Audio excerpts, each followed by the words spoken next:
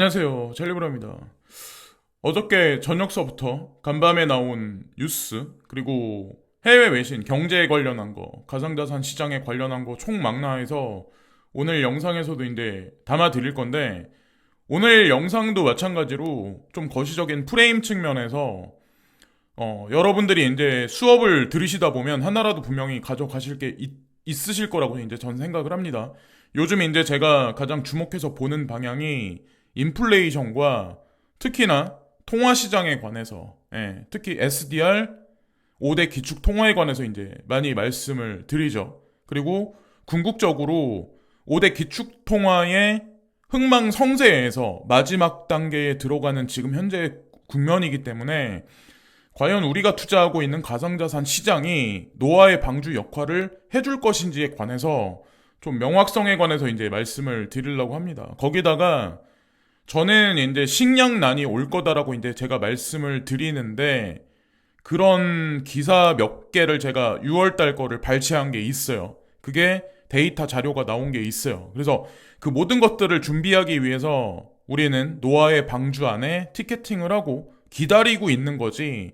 반드시 비는 올 거고 노아의 방주는 방주 안에 탄 사람들은 주변에 환난이 몰아칠 때 그나마 어느 정도 주변 부정적인 환경으로부터 프로텍팅 될 거라고 이제 전 생각을 합니다. 일단 인플레이션에 관해서 이제 제가 말씀드리려고 하는데 구독과 좋아요 부탁드립니다. 기본 요금 인상 여기 보면 현행이 뭐 인상하는 1,000원이 올라가요. 이게 아무것도 아닌 것 같아도 저는 작은 돈 아니라고 생각하거든요.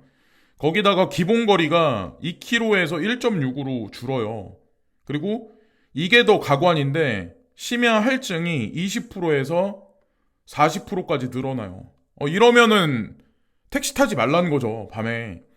거기다가 여기 보세요. 심야 할증 시간이 원래는 12시부터거든요. 그래서 보통 누군가 지인을 만나서 10시에 그 미팅을 마쳐도 택시 타고 집에 오면은 뭐 늦어봐야 11시 막 이렇게 되는데 여기 보면은 오후 10시부터 시작이야.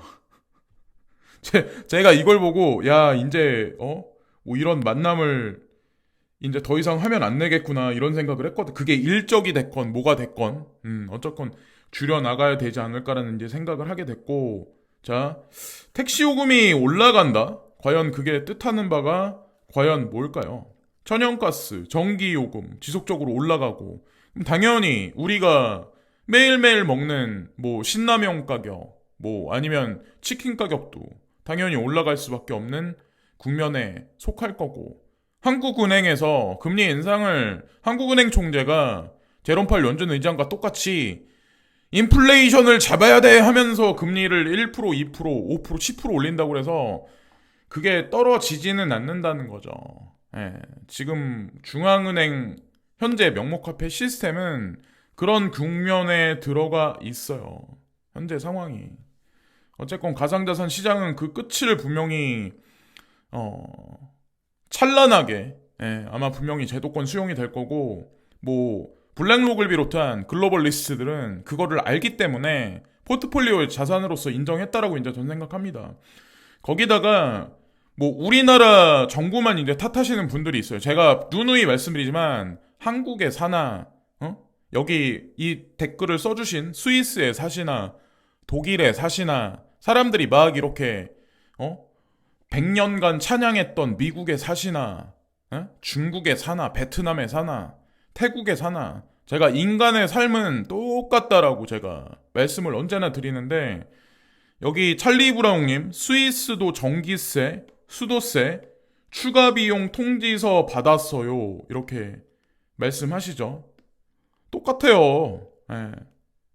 사람 사는 거 똑같아요. 그리고 절대 남하고 내가 지금 인생 사는 거에서 절대 남하고 나는 뭐 예를 들어서 뭐 20 몇 평에 사는데 친구는 뭐 40 몇 평에 살고 뭐 70평대 뭐 청담동 뭐 아파트 이런 거를 비교할 필요가 없다니까요. 인간의 삶이 그게 아니에요. 만약에 20 몇 평 사는 사람이 코인으로 돈 벌어서 청담동 거기 뭐 본인이 원하는 어떤 그 건물에 들어갔어. 저는 뭐 그런 데 가서 살아본 적은 없지만 그러면 거기서 행복감을 느끼고 응? 자존감이 올라가는 게 과연 얼마나 갈 것 같으세요? 그거 얼마 안 가요. 중요한 건 내가 지금 내가 하는 일에 있어서 얼마나 만족감을 느끼냐. 내 삶이 지금 현재 행복하냐. 가치 기준을 누구는 오데마 피게 시계 차고 다닌다, 뭐 포르쉐 끌고 다닌다. 여기에 두면 진짜 한두 끝도 없어요. 특히나 제가 개인적으로 보기에는 그런 거 막 인스타그램에 올리는 사람들 있잖아요. 일부러 사진 찍어가지고 남한테 과시적으로 보여주려는 사람들. 이 사람들은 그게 일상이 아니에요.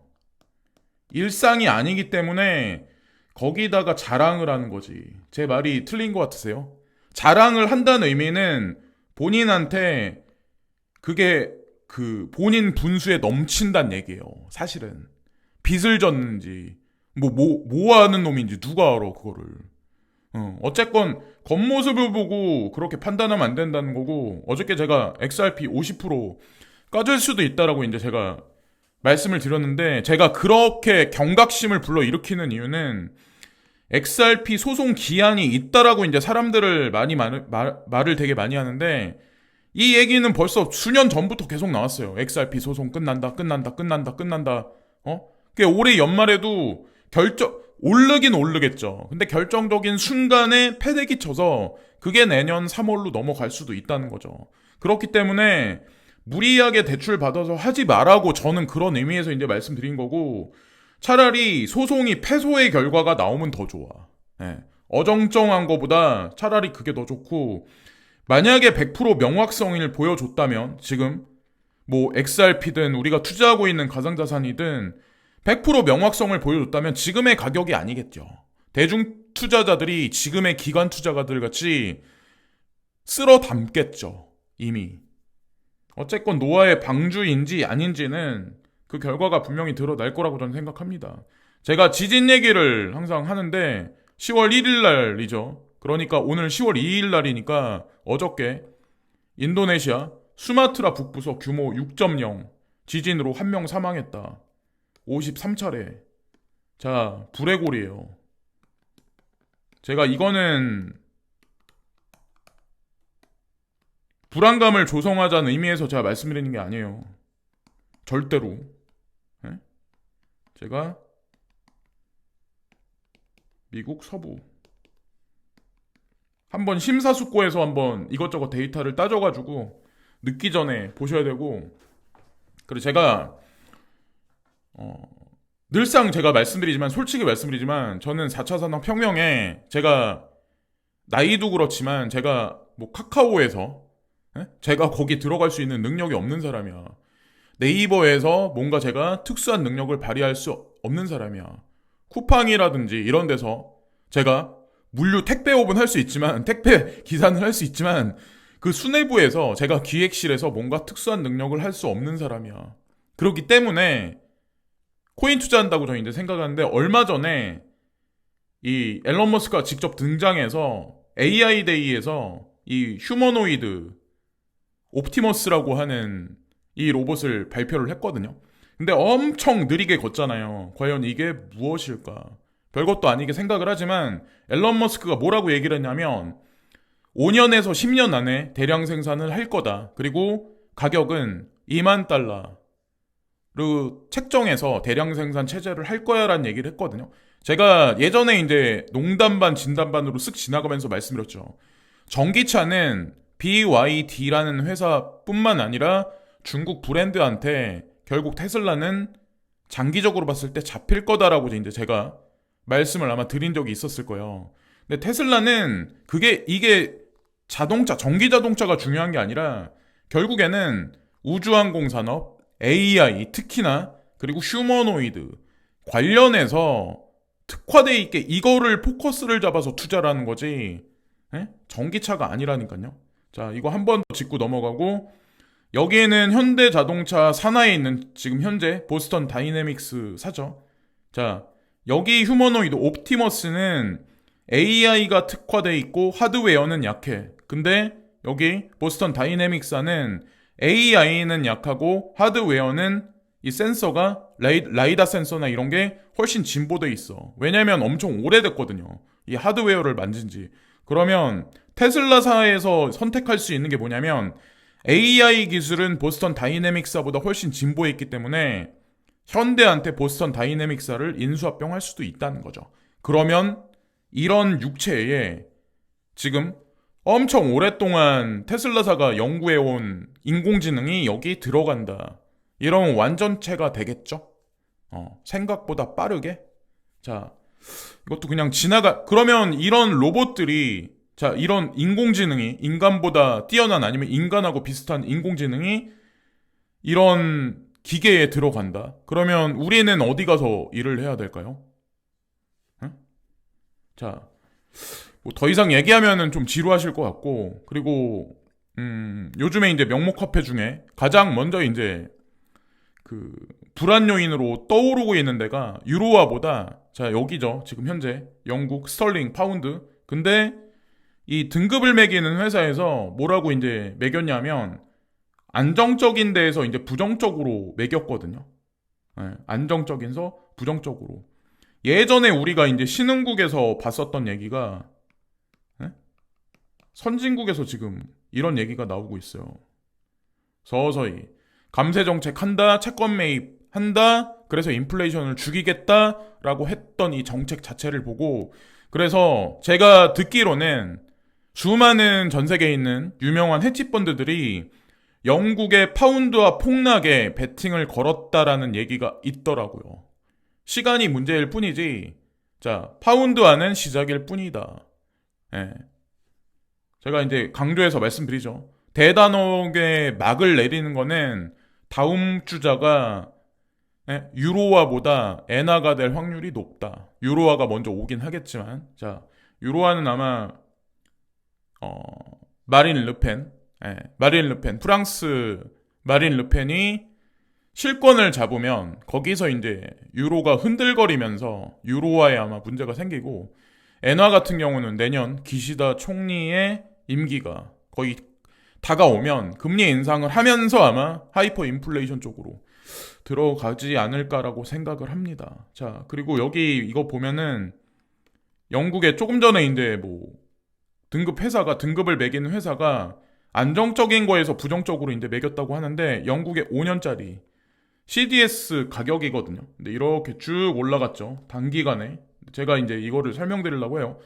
CDS가 이제 뭐냐면, 이거를 그냥, 이거 나 머리 아파 이렇게 보지 마시고, 이런 거를 이해를 하시고 코인 투자와 무슨 관련이 있나 한번 곰곰이 한번 생각을 한번 해보자고요. 저는 이런 금융에 관해서 전문 지식인이 아니에요. 그냥 관심이 많을 뿐이고, 메커니즘적으로 연결돼 있기 때문에 이런 단어 하나하나 아는 게 저는 중요하다고 생각하거든요. 그러니까 쉽게 글이 나왔기 때문에 그냥 말씀드릴게요. 상품의 내용은 보험과 비슷하다. 금융회사와 CDS 계약을 맺고 일정 금액을 내면 해당 기업이나 국가가 부도났을 때 이 금융회사로부터 원금을 돌려받을 수 있다. 자동차 보험에 가입하고 매달 보험료를 내면 사고가 났을 때 손실액을 보험회사가 보상해 주는 것과 같은 원리이다. 이때 매달 내는 보험료가 바로 CDS 프리미엄이다. 이 프리미엄은 기업과 국가가 부도날 가능성이 높을수록 올라간다라고 여기 나와 있죠. 그러면 여기 이게 올라가 있죠. 영국의 5년짜리가. 그러면 국가 부도 상황이 확률이 올라갈수록 높이 올라간다. 사고가 일어날 확률이 높을수록 자동차 보험료가 올라가는 것과 같은 구조이다.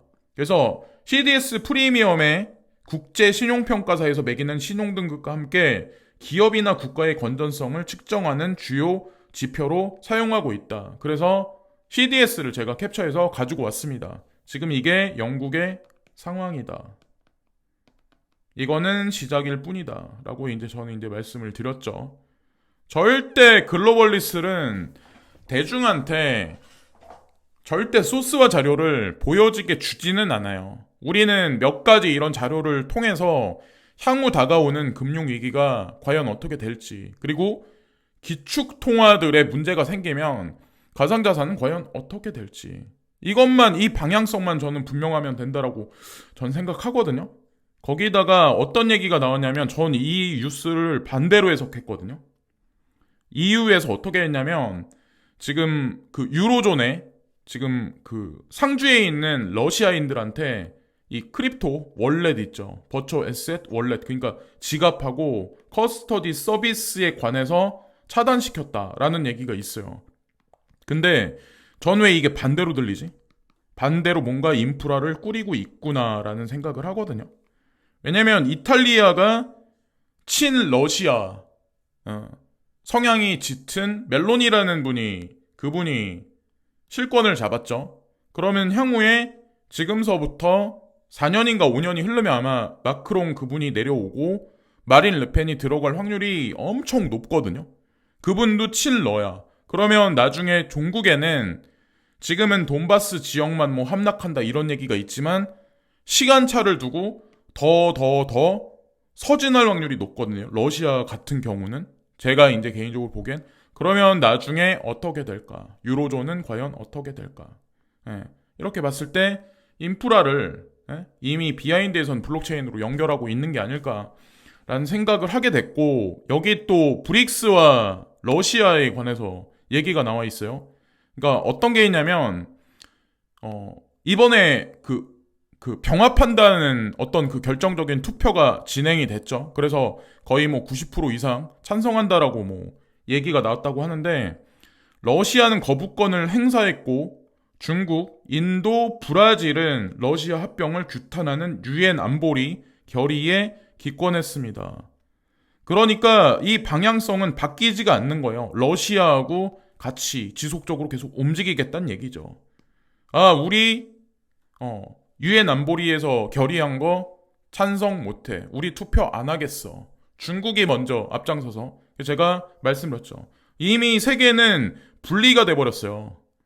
G7을 중심으로 한 선진국 체제와 G20를 필두로 한 신흥국 위주의 체제. 물론 G20에 선진국도 포함되어 있긴 하지만 이 발언권이 예전에는 약했거든요. G7보다는. 근데 이게 이 카테고리가 이렇게 됐다는 부등호 자체가 예전에는 G7이 전 세계를 움직였다면 지금은 신흥국 위주로 브릭스와 오페크가 주도권을 잡고 G20가 입김이 더 세질 확률이 높아진다는 거죠. 앞으로는. 왜냐면 자원에 대한 인플레이션이 지속적으로 올라가면 올라갈수록 그렇게 될 수밖에 없어요. 메커니즘 자체가. 전 세계가. 근데 여기 그 반증이 하나 있어요. 증거가 하나 있어요. 이게 6월달 나온 뉴스예요. 6월 10일인가 한국무역협회 자료에 이 얘기가 있어요. 어떤 얘기가 있었냐면 푸틴 러시아 곡물 수출량 이 3년 내에 500만 톤, 5천만 톤을 증가시킬 거야. 오히려 러시아는 곡물 수출량을 더 증대시킨대요. 올해 수확량 1억 3천만 톤 이상 기대, 생산량 늘려 수출 잠재력 뛰어나. 러시아는 생산량을 늘릴 수 있는 기반이 됐다. 그런데 중요한 거는 러시아는 이렇게 주장을 하는데 우크라이나는 이번 전쟁을 통해서 그 영토가 황폐해돼가지고 농작지가 황폐해돼가지고 수확량이 대거 감소할 거라는 어떤 그런 기사들이 되게 많아요. 여기 나와 있는 내용인데 러시아와 반대로 우크라이나는 내년 곡물 생산량이 40%까지 감소할 것으로 전망했다. 러시아의 군사 공격으로 농작지가 파괴되고 파종과 수확, 수출의 차질을 빚고 있어서 이와 관련 타스 비소츠키 우크라이나 농식품부 차관은 이날 CNN에서 우리는 농작지의 25%를 잃었고 볼륨은 그 이상이야. 올해 수확량은 35에서 40% 감소할 것으로 예상하고 있다. 이것은 지난해 수확량의 거의 절반인 3천만 톤이 줄어든다는 의미라고 얘기했다. 자, 러시아와는 반대로 가는 우크라이나. 우크라이나는 우크라이나만을 위해서 이 농사를 짓는 데가 아니에요. 세계의 곡창지대. 우리나라도 우리나라만의 곡창지대가 있잖아요. 세계의 곡창지대가 이런 아작이 났다. 그러면 2023년, 2024년.